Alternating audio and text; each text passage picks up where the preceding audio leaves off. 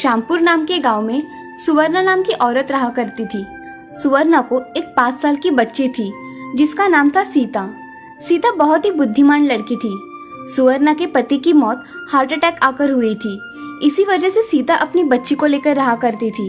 वो खुद काम करके घर का गुजारा किया करती थी।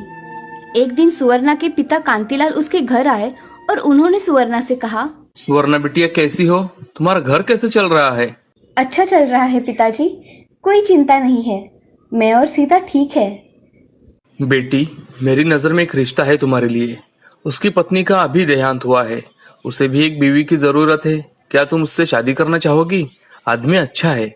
नहीं पिताजी, मेरी शादी करने की कोई इच्छा नहीं है। बेटी, ऐसा कह के जिंदगी का गुजारा नहीं होता। तुम्हारे अच्छे भविष्य के लिए तुम्हें शादी करनी पड़ेगी। सीता की भी जिंदगी संवर जाएगी। पिताजी, मगर मुझे ऐसा लगता है कि आप जल्दबाजी कर रहे हैं। नहीं बेटी, कुछ चीजें समय पे ही की जाए तो ही अच्छा होता है। ठीक है पिताजी, आप जैसा ठीक समझे। ठीक है बेटी, तो मैं आगे बात बढ़ाता हूँ। ठीक है। कांतिलाल अब चाय पीकर वहाँ से चले जाते हैं। अब कुछ दिनों बाद सुवर्णा की शादी उसी गांव के आदमी रंगा से हो जाती है। रंगा की पत्नी की मौत बीमारी की वजह से हुई थी। रंगा के खाने पीने के लाले पड़ रहे थे, इसीलिए रंगा ने दूसरी शादी करने का फैसला किया था। अब रंगा ने सुवर्णा से शादी कर ली थी। उसकी बेटी सीता भी सुवर्णा के साथ रहा करती थी। सीता माँ के साथ उसके नए घर में खुश थी। रंगा भी काम करके घर आया करता था, तो सुवर्णा का स्वभाव और उसके हाथ का खाना खाकर रंगा बहुत खुश था। अब ऐसे ही कुछ साल बीत जाते हैं। सुवर्णा को एक लड़का होता है जिसका नाम शिवा रखते हैं। शिवा बहुत ही नटखट था, तो उसको संभालते संभालते सुवर्णा का दिन कहाँ निकल जाता था उसे पता ही नहीं चलता था। एक दिन रंगा के घर उसकी मौसी आती है जिसका नाम था गौरी। गौरी मौसी बहुत ही उकड़े हुए स्वभाव की थी। उसके यही स्वभाव के कारण सभी उससे डरते थे। वो जल्दी किसी को कुछ भी बोल दिया करती थी, इसीलिए उससे कोई ज्यादा बात नहीं किया करता था। गौरी मौसी जब घर आती है तब, अरे रंगा, नई बहू कहाँ है? दिख नहीं रही। मौसी, वो शिवा को सुला रही होगी, मैं देख कर आता हूँ। तभी सीता पानी लेकर आती है। गौरी मौसी रंगा से, रंगा, ये लड़की कौन है? मैंने इसे पहचाना नहीं।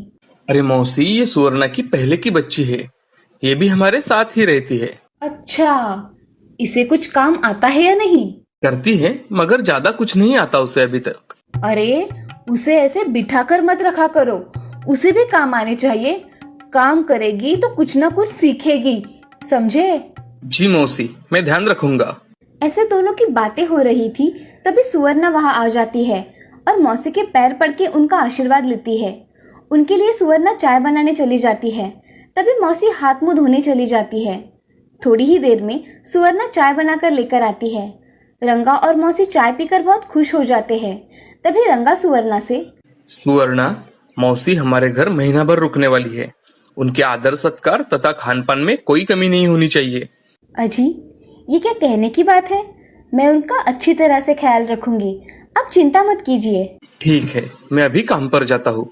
जी। ऐसा कहकर रंगा काम पर चला जाता है और सुवर्णा खाना बनाने की तैयारी कर रही थी। तभी मौसी थोड़ा आराम करने चली जाती है। खाना बनाने के बाद सुवर्णा मौसी को आवाज देने चली जाती है, मौसी जी, चलिए खाना बन गया है, हम खाना खा लेते हैं। हाँ चलो, मुझे बहुत भूख लगी है। ऐसा कहकर सुवर्णा के साथ मौसी खाना खाने बैठ जाती है। कुछ समय बाद खाना हो जाता है। तभी सुवर्णा सीता को आवाज देती है, अरे सीता, मेरी थोड़ी मदद करो ना, ये बर्तन उठाकर किचन में लेकर आओ ना। जी माँ। सीता बर्तन उठाकर किचन में लेकर चली जाती है। तभी मौसी को सीता का काम ना करना नजर में आता है। मौसी अब सीता पर ध्यान रखती है। एक दिन सुवर्णा दूसरे गांव काम से चली जाती है। उस दिन मौसी ने सीता से बहुत काम करवाया और उस दिन मौसी सीता से, सीता, ओ सीता, सुनती हो? यहाँ जरा झाड़ू लगा देना। जी दादी, अभी करती हूँ। ऐसे ही पूरे दिन में मौसी उसे बहुत काम बताया करती थी। उन्हीं दिनों में सुवर्णा को कुछ काम के सिलसिले में उस गांव में 15 से 20 दिन और ज्यादा रहना पड़ा। उसी समय मौसी और रंगा ने उसे बहुत काम बताया। सुबह उठते ही रंगा, सीता, जल्दी चाय बनाओ, मुझे जल्दी काम पर जाना है। मेरा डिब्बा भी तैयार रखना। जी पिताजी, अभी बनाती हूँ। सीता के कम उम्र होने के कारण उसे सारे काम नहीं आया करते थे, मगर वो सब काम करने का प्रयास किया करती थी। सीता रोटी बना रही थी, तभी उसका हाथ जल जाता है और वो जोर जोर से चिल्लाने लगती है। उसकी आवाज सुनकर मौसी किचन में आ जाती है। अरे क्या हुआ, इतना क्यों चिल्ला रही हो? मेरा हाथ जल गया दादी। अरे इतना सा ही तो जला है, कुछ ज्यादा नहीं जला है। मैं तुम्हारी इतनी थी तभी से खाना बनाती हूँ, ऐसे जला तो भी हम काम किया करते थे। चुपचाप काम करो सीता। सीता को ये बातें सुन बहुत दुख हुआ और उसकी आंखों में से आंसू निकल आए। उसके आंसू देख, ये झूठ मूठ का रोना बंद करो और काम करो। काम कौन करेगा? मैं करती हूँ दादी। सीता अब घर के सारे काम किया करती थी। उसकी माँ गांव से लौटकर आने में बहुत ही समय था, इसी वजह से वो चुपचाप काम कर रही थी। रंगा के मन में अब ये बैठ गया था कि सीता उसकी बेटी नहीं है, वो सौतेली बेटी है। इसीलिए रंगा अब सीता से सौतेलों सा व्यवहार किया करता था। एक दिन सुबह घर का पानी खत्म हो जाने के कारण रंगा ने उसे पानी भरने के लिए कहा, तो सीता घर में पानी भर रही थी। तभी पानी भरते भरते उसका पैर फिसल कर वो गिर गई और उसके हाथ को बहुत चोट आ गई। वो बहुत रोने लगती है और घर आकर उसके हाथ को हल्दी लगाती है। तभी रंगा नहा के बाहर आता है और उसे चाय बनाने के लिए कहता है। तभी वो देखता है कि हाथों में चोट लगी है, फिर भी रंगा सीता से, सीता जल्दी चाय लाओ, मुझे काम पर भी तो जाना है। मेरा टिफिन तैयार है ना? पिताजी, मैं आज फिसल कर गिर गई तो मैं आज टिफिन नहीं बना पाऊंगी। क्या बोली तुम? टिफिन नहीं बना पाओगी? मैं क्या खाऊंगा? और इतना सा लगने पर इतना बवाल करने की कोई जरूरत नहीं है। पिताजी, मेरा हाथ बहुत दुख रहा है, आप आज बाहर से कुछ खा लीजिए ना। ऐसा कहते ही रंगा बहुत आग बबूला हो गया और उसने सीता को बहुत मारा। उसकी मार की वजह से सीता फूट फूट कर रोने लगी और सीता रंगा से, नहीं पिताजी, मुझे मत मारिए, नहीं। उसका बदन मार की वजह से बहुत दर्द करने लगा। वो एक कोने में जाकर बहुत रोने लगी। उस दिन मौसी ने खाना बनाया, मगर मौसी ने भी उसे खाना खाने के लिए नहीं दिया। अगले दिन सीता का बदन मार खाने की वजह से बहुत दुख रहा था। उस दिन उसकी माँ घर आ जाती है और सुवर्णा सीता से, सीता तुम्हारी तबीयत ठीक है ना? चेहरा बहुत उतरा हुआ लग रहा है। माँ, मैं ठीक हूँ, मुझे थोड़ा बुखार लग रहा है, बाकी कुछ नहीं। ऐसा कहकर सीता सच्चाई उसकी माँ को नहीं बताती। अब कुछ साल ऐसे ही बीत जाते हैं। सीता बड़ी हो जाती है। शिवा भी अब बड़ा बन जाता है। शिवा का स्वभाव बहुत ही घमंडी और लालची था। कुछ दिनों बाद सुवर्णा और रंगा ने सीता की शादी एक सुधीर नाम का लड़का देखकर कर डाली। सुधीर घर का गरीब था, मगर उसका स्वभाव बहुत ही अच्छा था। वो दोनों मेहनत करके कमाते थे और अपना गुजारा किया करते थे। शिवा भी अब बड़ा हो गया था। वो अपने माता पिता की थोड़ी भी चिंता नहीं किया करता था। एक दिन शिवा उसके पसंद की लड़की से शादी कर लेता है और दोनों घर आ जाते हैं। उन दोनों को देख रंगा और सुवर्णा हक्का बक्का रह जाते हैं। उन्हें देख रंगा, शिवा, तुमसे मुझे ये उम्मीद नहीं थी। शिवा, तुम्हें अगर शादी ही करनी थी तो एक बार पूछ तो लिया होता, सीधा शादी करके आ गए। मुझे आप दोनों से पूछने की कोई जरूरत नहीं है। ऐसा कहकर शिवा और उसकी बीवी स्नेहा घर में आ जाते हैं। घर में आते ही सुवर्णा स्नेहा को घर के सारे तौर तरीके सिखाने में लग जाती है। स्नेहा भी मन लगाकर सब काम सीख रही थी। कुछ दिनों बाद शिवा शहर में नौकरी करने के लिए चला जाता है और वो स्नेहा को भी साथ में लेकर जाता है। रंगा और सुवर्णा अब घर में अकेले रह गए थे। एक दिन रंगा के पेट में बहुत दर्द होने लगा तो उसे सुवर्णा अस्पताल लेकर गई। अस्पताल जाते ही सुवर्णा ने सीता को फोन किया। सीता, तुम्हारे पिताजी को अचानक पेट में दर्द होने लगा तो मैं उन्हें अस्पताल लेकर आई हूँ, तुम जल्दी आ जाओ। माँ, मैं अभी आती हूँ, तुम चिंता मत करो। हाँ। सीता को फोन करने के बाद सुवर्णा ने शिवा को फोन किया।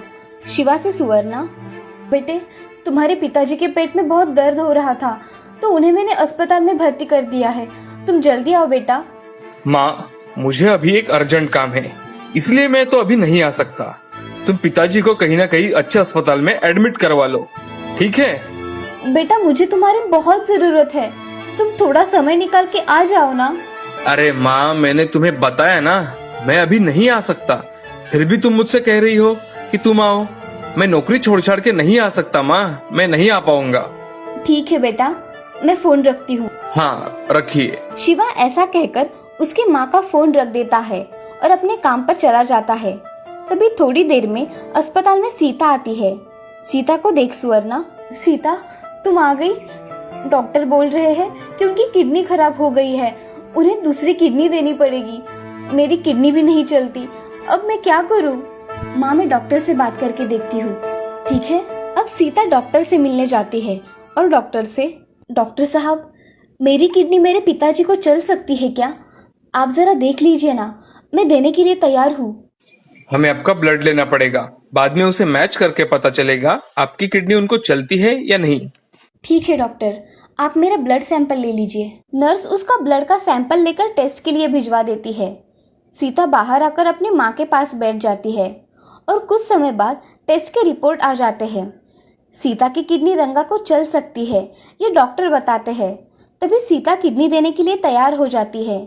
सीता और रंगा का ऑपरेशन हो जाता है और रंगा के नजदीक के बेड पर सीता को सोता हुआ देख रंगा बोलता है, सुवर्णा, ये सीता यहाँ क्यों एडमिट है और शिवा बेटा कहाँ है?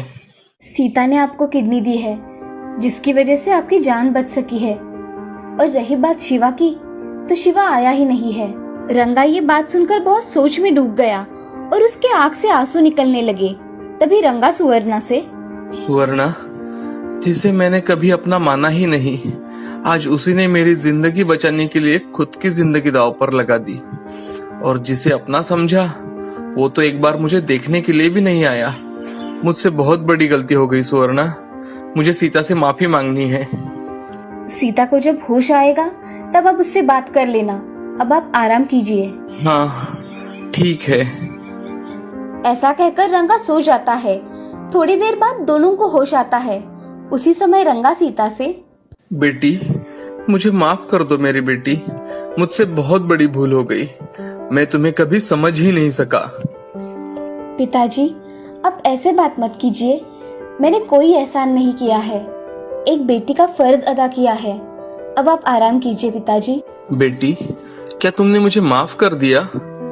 हाँ पिताजी, मैंने आपको कब का माफ कर दिया। ऐसा सुनकर रंगा चिंता मुक्त हो गया। अब कुछ दिनों बाद रंगा और सीता घर पर आ जाते हैं। अब रंगा और सुवर्णा अपनी बेटी के साथ खुशी खुशी रहा करते थे।